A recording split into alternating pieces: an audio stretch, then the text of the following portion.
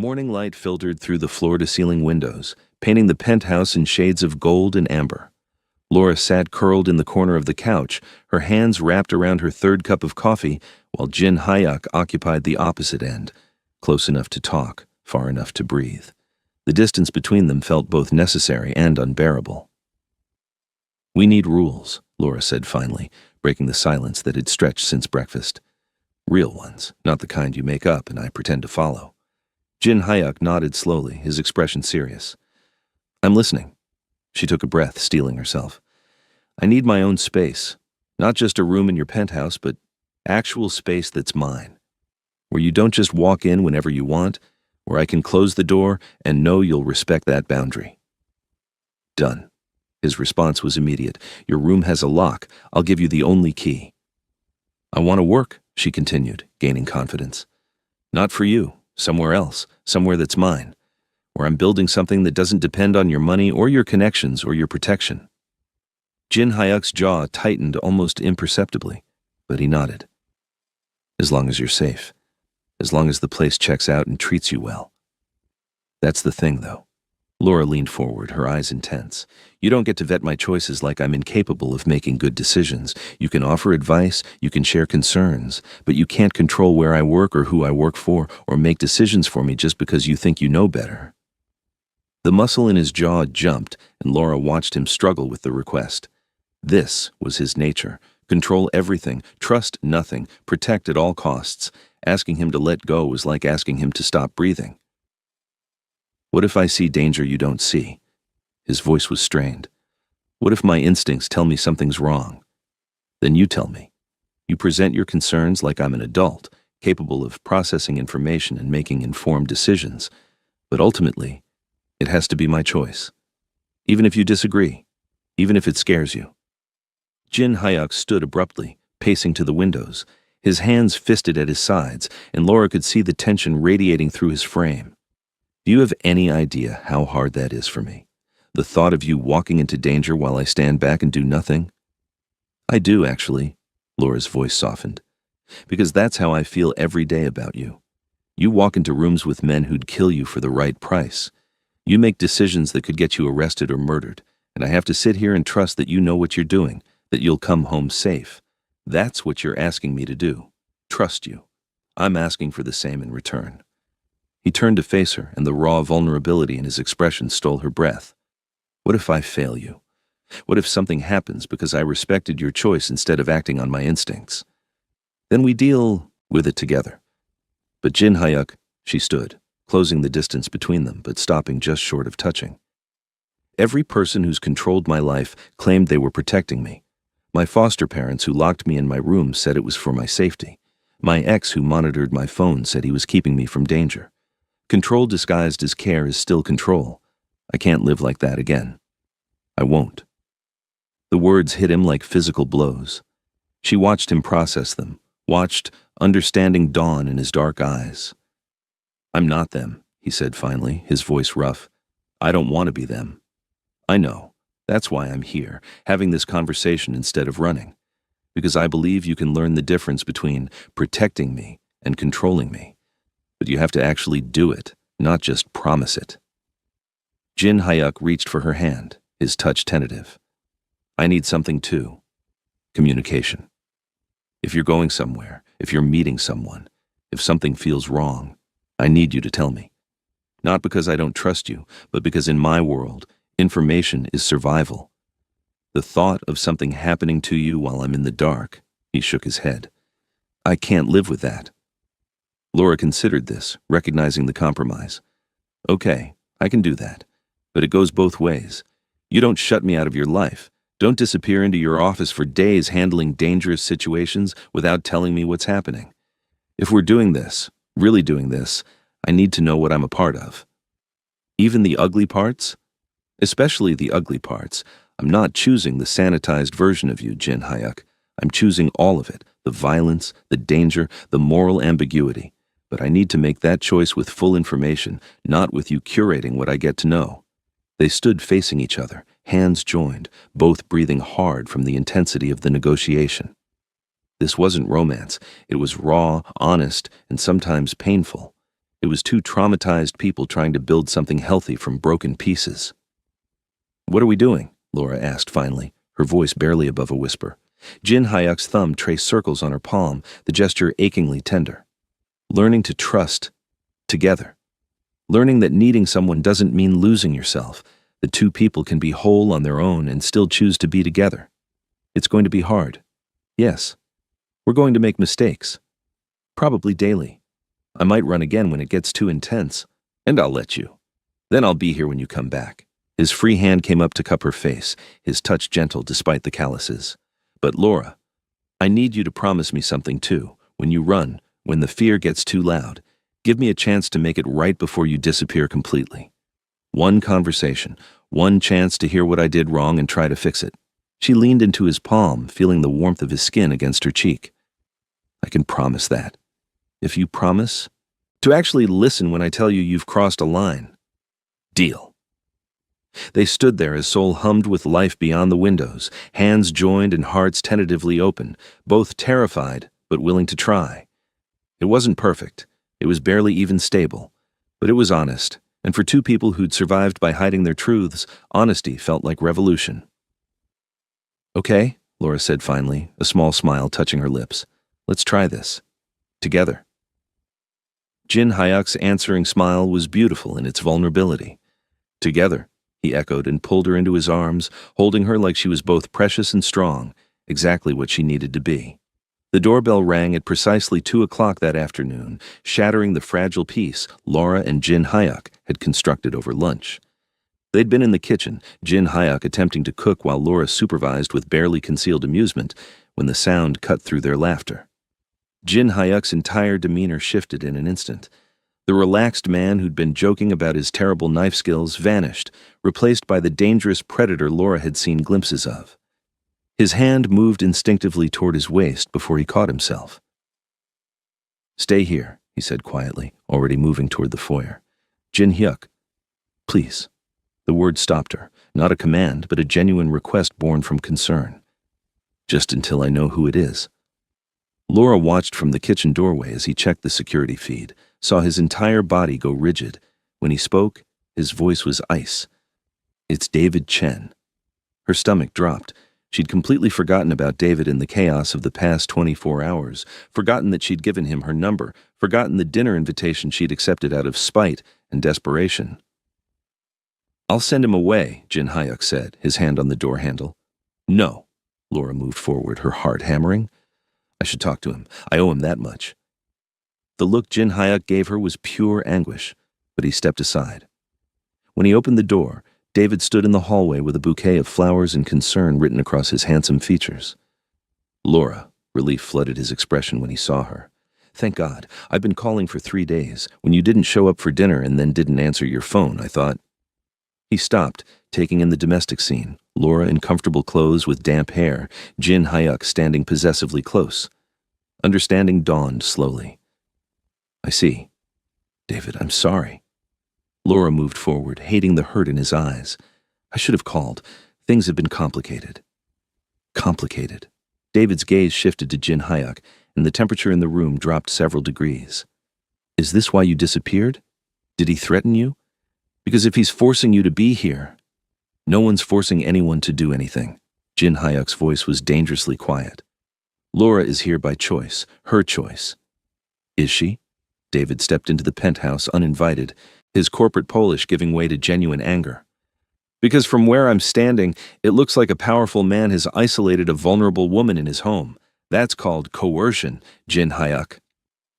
Jin Hyuk moved between David and Laura with predatory grace, his body language screaming threat. "You need to leave, now."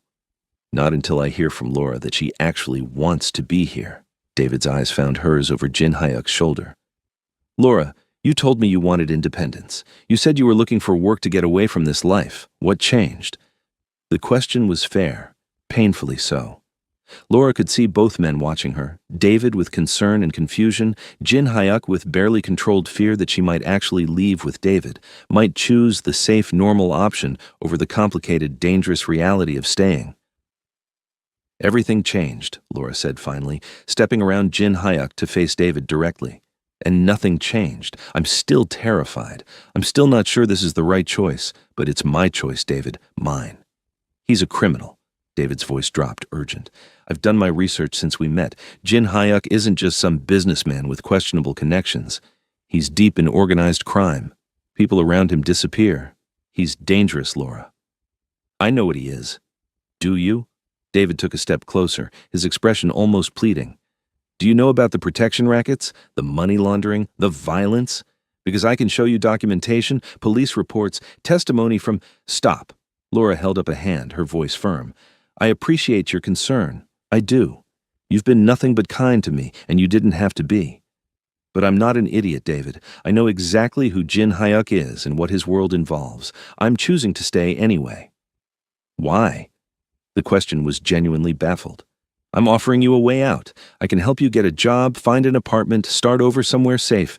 You don't have to do this. Laura glanced back at Jin Hyuk, saw him standing rigidly still, every muscle tensed as he waited for her answer.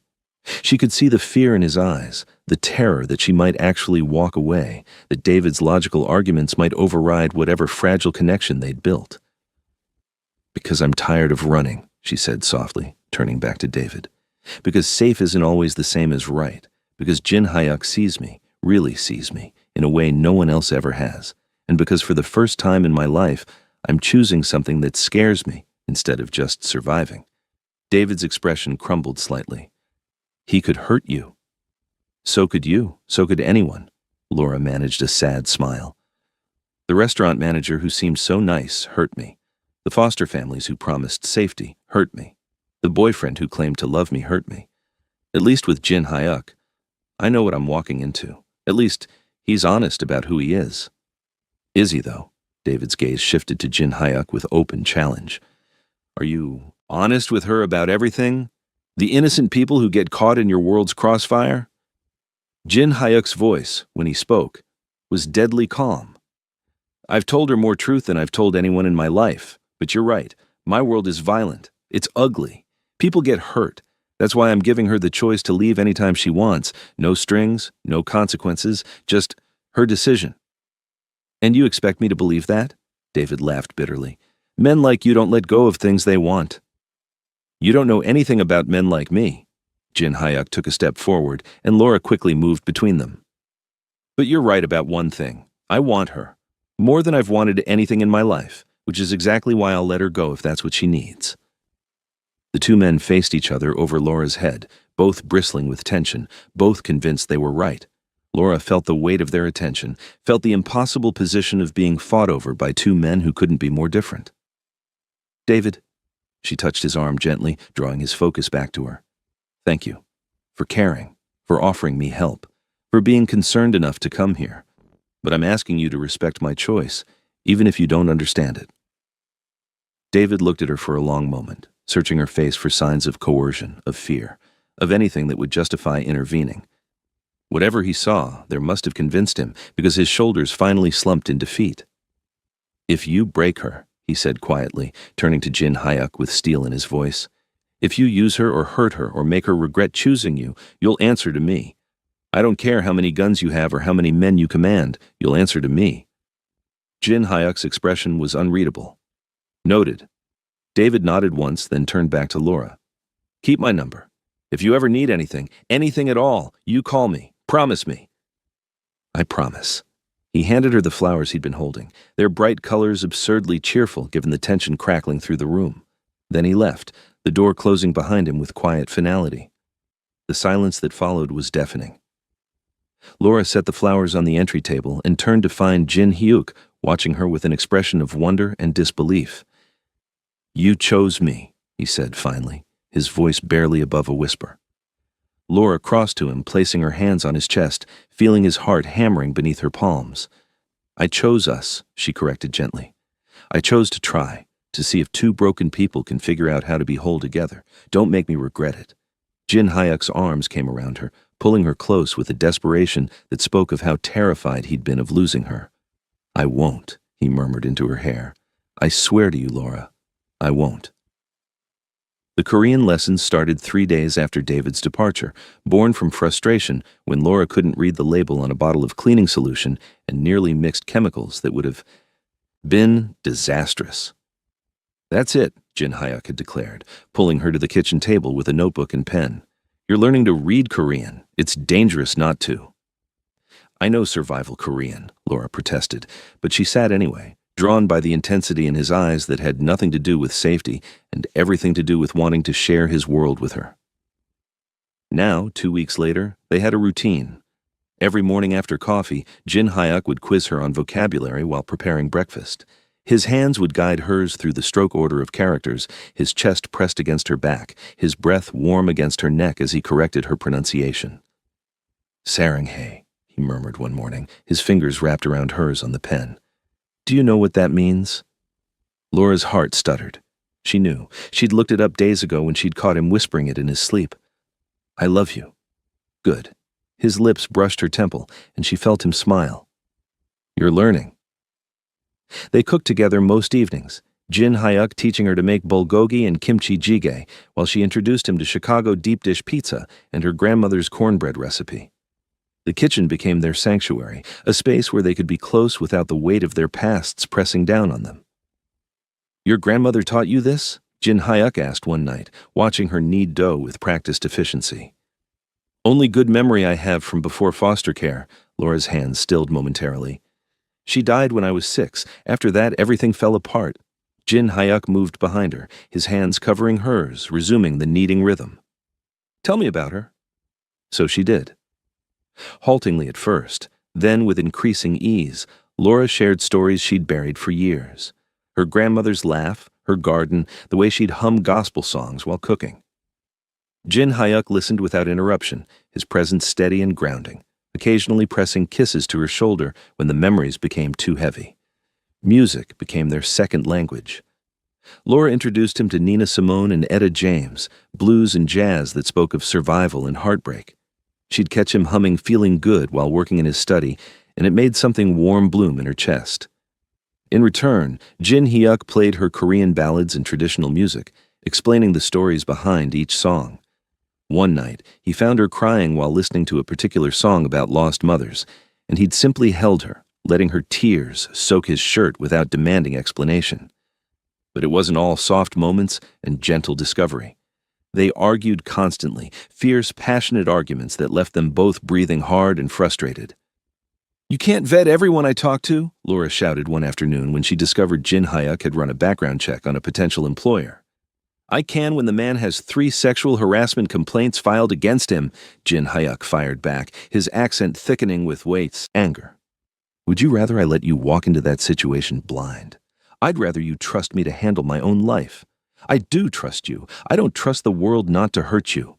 They'd stood glaring at each other across the living room, both refusing to back down, until Laura had started laughing at the absurdity of it all. "We're insane. You know that, right?" Jin Hyuk's lips had twitched. Completely. Then he'd crossed to her, pulled her into his arms, and they'd fallen onto the couch in a tangle of limbs and breathless laughter, the argument forgotten. Other fights ended differently, with Jin Hyuk pressing her against the kitchen counter, his mouth on hers, swallowing her protests until she was kissing him back with equal fervor. With Laura straddling him on the couch, her hands fisted in his hair, both of them trembling with want they hadn't yet acted on. They were building something, brick by careful brick, learning each other's boundaries and triggers, discovering what made the other smile or retreat. 3 weeks into their tentative relationship, Jin Hyuk came home from a meeting with tension radiating from every line of his body. "What's wrong?" Laura asked from her position curled on the couch. He poured himself whiskey, downed it in one swallow, poured another. "My mother is coming to Seoul next week." "That's good?" "She's bringing marriage prospects." The words came out bitter. 3 daughters from appropriate families, women who understand our world, who won't flinch at what I do, who—" He stopped, his knuckles white around the glass. Laura's stomach dropped. "Oh." Jin Hyuk turned to face her, his expression tortured. "I'll refuse them all. I'll make it clear that I'm not interested. I just needed you to know it's happening." "Your mother wants you to marry someone from your world." Laura pulled her knees to her chest, suddenly cold. "Someone appropriate, someone who's not Don't. Jin Hyuk crossed to her in 3 strides, kneeling before the couch so they were eye level. Don't finish that sentence. I'm not what she'll want for you, Laura whispered, hating the insecurity in her voice. I'm not Korean. I'm not from your world. I'm just your former maid, Jin Hyuk. What are you going to tell her? That you're involved with the help? I'm going to tell her I'm in love with you. His hands cupped her face, forcing her to meet his eyes. I'm going to tell her that you're brilliant and strong, and that you make me want to be better than I am, that you challenge me and frustrate me and make me feel alive in a way nothing else ever has. She won't accept it. I don't care. His thumb stroked her cheekbones, his gaze fierce. You're what I want, Laura. That's all that matters. Not her approval, not tradition, not appropriate family connections. You. Laura felt tears spill over, hating herself for the vulnerability, for needing his reassurance. I'm scared. So am I. Jin Hyuk pressed his forehead to hers. But we'll face it together. That's what we promised, remember? Together. She kissed him then, soft and desperate and full of unspoken fears. Jin Hyuk kissed her back like she was oxygen, like he was drowning and she was air, his hands gentle despite the intensity of his emotions. When they finally broke apart, Laura managed a shaky smile. Your mother is going to hate me. Probably. Jin Hyuk smiled back, equally shaky. But she'll have to get in line behind everyone else who thinks this is a terrible idea. They laughed, the sound watery but genuine, holding each other as night fell over Seoul, both knowing the real test of their fragile relationship was coming, both hoping they were strong enough to survive it. Mrs. Choi arrived on a Tuesday morning in a chauffeured Mercedes, dressed in Chanel and carrying disapproval like a designer handbag. Laura watched from the kitchen as Jin Hyuk greeted his mother in the foyer, his posture rigid with tension she'd never seen before. Iyama, he said, bowing respectfully. Mrs. Choi's sharp eyes swept the penthouse, cataloging everything, missing nothing. When her gaze landed on Laura hovering in the doorway, those eyes turned glacial. Who is this? Her Korean was clipped, precise. This is Laura. Jin Hyuk switched to English, a deliberate choice. Laura, my mother, Mrs. Choi. Laura bowed, her beginner's Korean carefully prepared. Annyeonghaseyo, 만나세요 반갑습니다. Mrs. Choi's expression didn't soften. She responded in rapid Korean that Laura couldn't follow, then switched to English. You are the housekeeper my son mentioned. Not a question. An accusation. I was, Laura said carefully. Now she's staying with me, Jin Hyuk interrupted, his hand finding Laura's waist. The gesture was possessive, protective, and unmistakably claiming. As my guest. The temperature in the room dropped 20 degrees. Dinner that evening was excruciating. Jin Hyuk's younger sister Min-ji had arrived with their mother, a beautiful 24-year-old who worked in fashion and seemed genuinely curious about Laura rather than hostile. So you're American? Min-ji asked in perfect English as they sat around the dining table. What brought you to Seoul? A fresh start, Laura answered diplomatically, acutely aware of Mrs. Choi's disapproving stare across the table. From what exactly? Mrs. Choi's question was pointed. What is a young American woman running from that she ends up cleaning houses in a foreign country? Iyama, Jin Hyuk warned. It's a fair question. Mrs. Choi dabbed her mouth with her napkin. If this woman is important to you, I should know her background, her family, her education, her intentions. Laura felt her cheeks burn.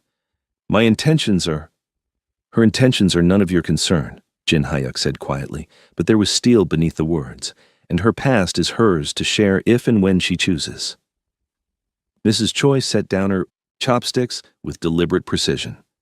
You cannot be serious about this, Jin Hyuk. She's not Korean. She's not from our world. She has no family connections, no understanding of what your life requires. The women I've brought for you to meet. I'm not meeting them.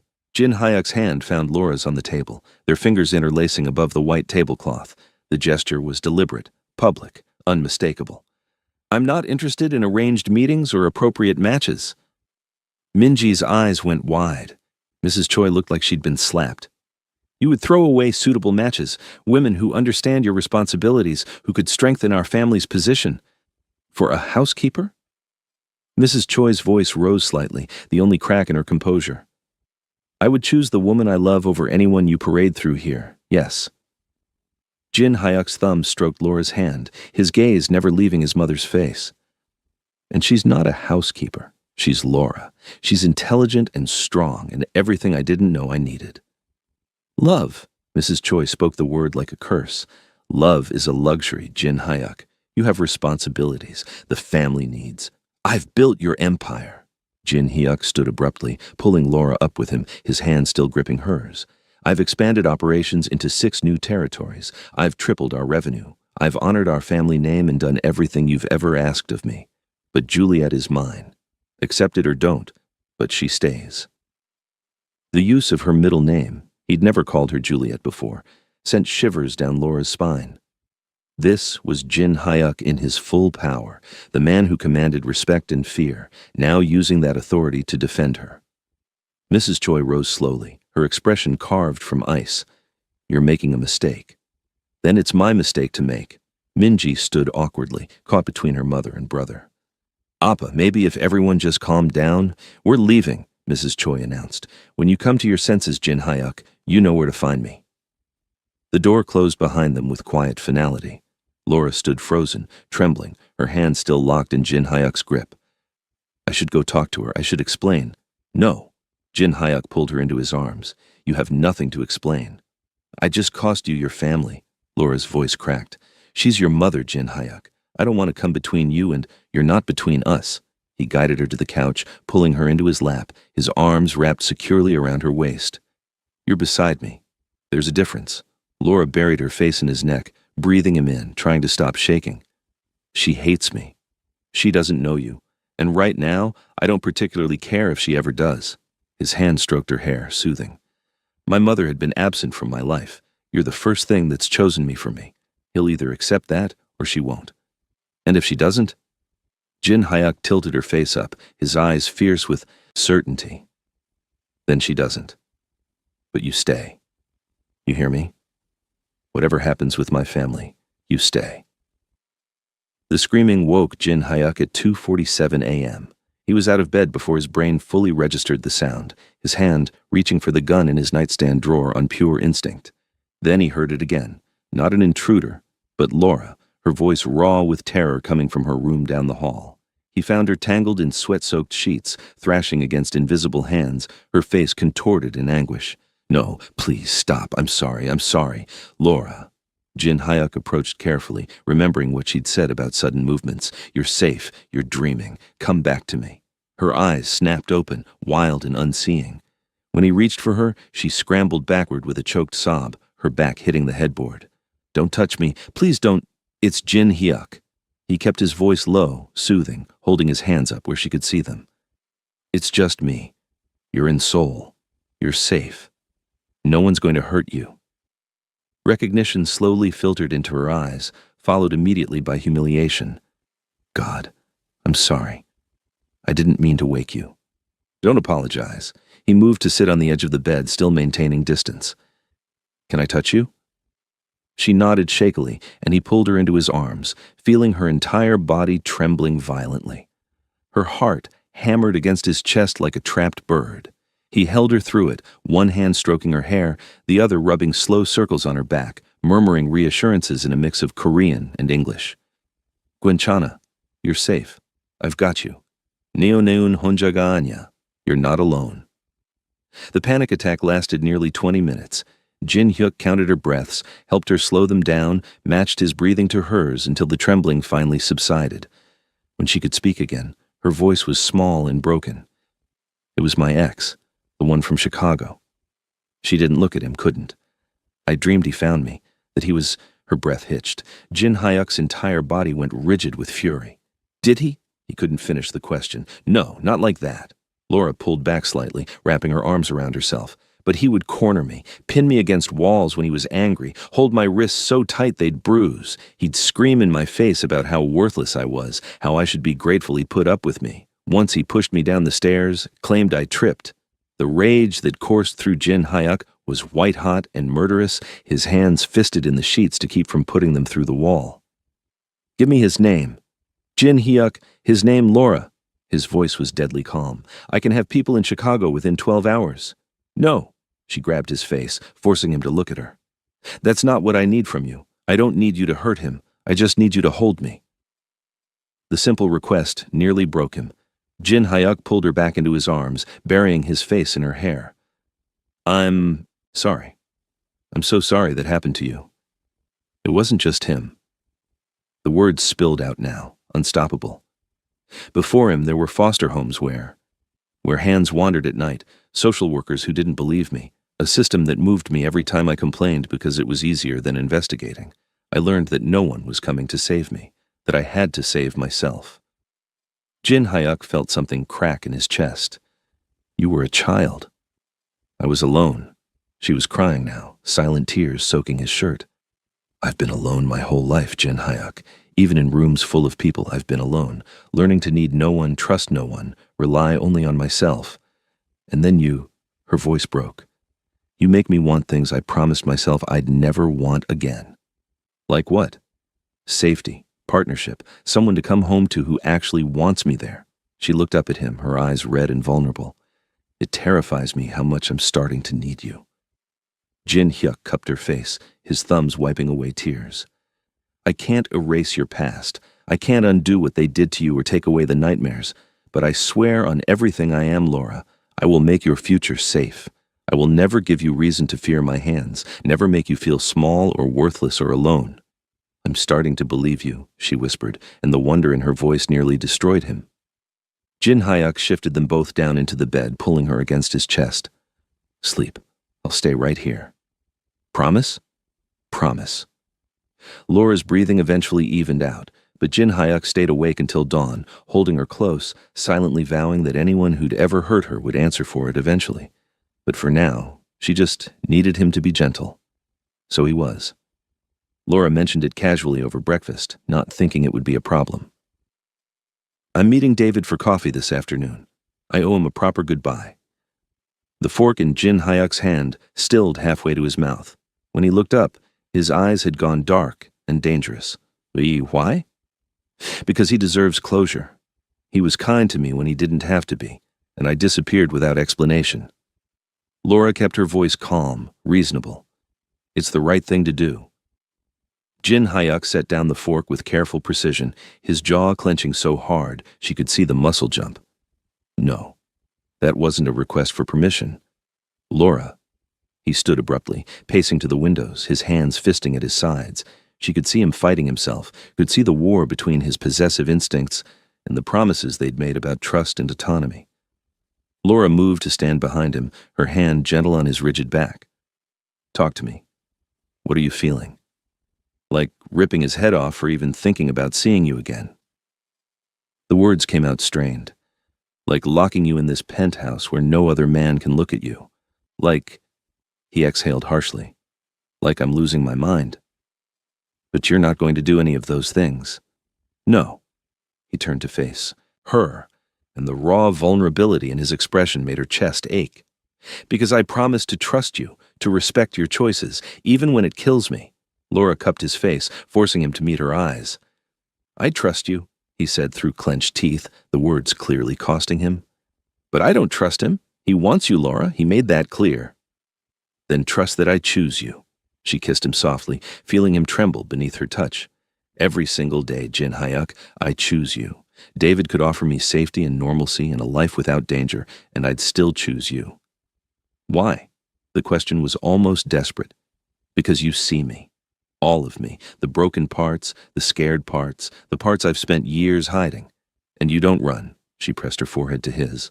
One coffee, one conversation, then I come home. To you. Jin Hyuk's arms came around her, holding tight. 1 hour. If you're not back in 1 hour, I'm coming to get you. Deal. The coffee shop was neutral territory, busy enough for safety, quiet enough for conversation. David was already there when Laura arrived, looking polished and concerned. Thank you for meeting me, Laura said, sliding into the seat across from him. I was surprised you called. David studied her face. You look better, happier even. I am, Laura smiled slightly. I wanted to apologize properly. For disappearing, for not returning your calls. You didn't deserve that. Is he treating you well? Better than I thought possible. David was quiet for a moment, stirring his coffee without drinking. I still think you're making a mistake. But I can see you've made your choice. I have. Laura reached across the table, squeezing his hand briefly. Thank you for caring, for offering help. I hope you find someone who can accept what you're offering. So do I. David managed a rueful smile. For what it's worth, if he breaks your heart, my offer stands. Noted. Laura stood, gathering her bag. Take care, David. 23 minutes. She was back at the penthouse in 23 minutes. Jin Hyuk was waiting at the door when she walked in, as if he'd been standing there the entire time. Before Laura could speak, he had her pressed against the closed door, his mouth on hers in a kiss that was desperate and possessive and claiming. You're early, he growled against her lips. Laura laughed breathlessly. Did you expect me to be late? I expected you to twist me into knots for the full hour. His hands framed her face, his eyes searching hers. Don't test me like that again. Your jealousy is showing, boss. Good. He kissed her again, slower this time, but no less intense.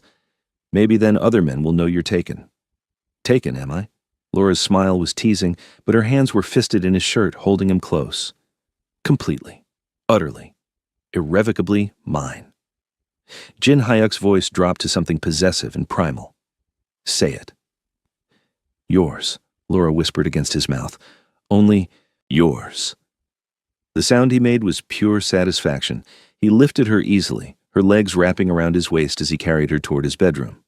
Good, because I'm never letting you go. Laura buried her face in his neck, breathing him in, feeling the last piece of her defensive walls crumble. I'm counting on it.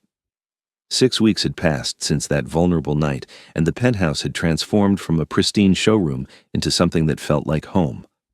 Laura's textbooks littered the coffee table, her plants lined the windowsills, her laughter echoed through rooms that had been silent for too long. Jin Hyuk had kept his promise. When Laura enrolled at Seoul National University to finish her degree in international relations, he'd celebrated without trying to control which classes she took or who she studied with. When she insisted on working part-time at a bookstore near campus, despite his protests that she didn't need the money, he'd bitten back his concerns and simply asked for the address so he'd know where she was. Learning to let go was killing him, but watching her bloom made it worthwhile. The turning point with his mother came unexpectedly. Mrs. Choi had arrived unannounced one afternoon while Jin Hyuk was at a meeting, finding Laura alone in the penthouse, surrounded by textbooks and notes, muttering Korean vocabulary to herself. You're still here, Mrs. Choi had said, surprise evident in her tone. I'm still here, Laura confirmed, setting down her pen. Would you like tea? They'd talked for 2 hours, really talked. Laura had answered every invasive question with honesty. Her past, her education, her intentions, her understanding of what Jin Hyuk's world demanded. And she'd asked questions in return about Jin Hyuk's childhood, his father's death, the weight Mrs. Choi carried as a widow in their world. When Jin Hyuk came home to find them laughing over photo albums, he'd frozen in the doorway, convinced he was hallucinating. You're Laura, his mother had said later, reverting to Korean so Laura couldn't understand. She's stronger than I thought. She doesn't love you for what you can give her. She loves you despite what you are. A pause. That's rare. Don't lose her. Now, as sunset painted Seoul in shades of gold and amber, Jin Hyuk sat on the balcony with his laptop while Laura studied beside him, their feet intertwined beneath the small table. The evening was warm, the city humming with life below them. Laura looked up from her economics textbook, studying his profile. Do you ever regret choosing someone so difficult? Jin Hyuk immediately set aside his computer, pulling her from her chair into his lap. Never, not for a single moment. I come with nightmares and trust issues and a pathological need for independence. She traced the line of his jaw. I'm not easy to love. You've made me human again, he said quietly, his hands settling on her waist. Before you, I was just surviving, going through motions, building empires, but never actually living. You reminded me what it feels like to care about something more than control. Laura smiled against his neck, breathing him in. And you've made me feel safe for the first time in my life. Really, truly safe. Not because you protect me from everything, but because you give me space to be strong while knowing you're there if I fall. Jin Hyuk tilted her chin up, his gaze intense with possession and tenderness. You are mine, Laura, not as a possession, not as something I control, but mine the way the ocean is mine when I swim in it, vast and powerful and capable of drowning me, but I dive in anyway. And you are mine, she whispered back, my safe harbor, my home, completely. Their kiss was slow and deep, a promise renewed with every touch. Two broken people who'd spent years surviving alone had found something neither expected. Wholeness in each other's damaged pieces, strength in shared vulnerability, home in unexpected arms. Below them, soul glittered with possibility. Above them, stars began to emerge in the darkening sky. And between them, wrapped in each other's arms on a balcony overlooking the city, two hearts beat in synchrony, damaged but healing, guarded but open, finally at peace. Sarangi, Jin Hyuk murmured against her lips. I love you too, Laura whispered back, always. The city stretched endlessly before them, full of danger and beauty and infinite tomorrows. But for now, this moment, this perfect, imperfect moment, was enough. They were enough. Together, they were finally enough.